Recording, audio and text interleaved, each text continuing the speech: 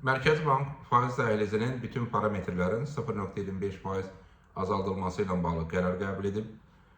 Bu qərar birbaşa həm Mərkəzi Bankın valyuta ehtiyatlarının artması, istehlak bazarında qiymətlərin Mərkəzi Bankın öncədən proqnozlaşdırdığı dinamikaya uyğun olaraq dəyişməsi, eyni zamanda təbii ki, tədbir balansındakı müsbət saldonun qorunub saxlanması ilə bağlıdır.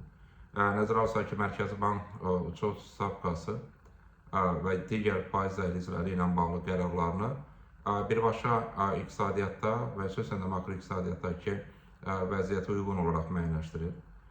Və təbii ki, bu istiqamətdə azalmaların həyata keçirilməsi həm bir tərəfdən ondan xəbər verir ki, praktik olaraq 2025-ci ildə həm istehlak bazarında qiymətlərin optimallaşdırılması, həm valyuta ehtiyatlarındakı artım tempinin qorunub saxlanması, həm də bütövlükdə makroiqtisadi stabillik üçün vacib olan tədbir balansının, eləcə də idxal-ixrac əməliyyatlarında müsbət saldonun qorunub saxlanması mümkün olub. Bu təbii ki, nəticə etibarilə həm də Mərkəzi Banka uçuş stavkası alətindən daha sıx şəkildə istifadə etməyə və təbii ki, bununla da digər makroiqtisadi göstəricilərə pozitiv təsir etməyə imkan yaradır.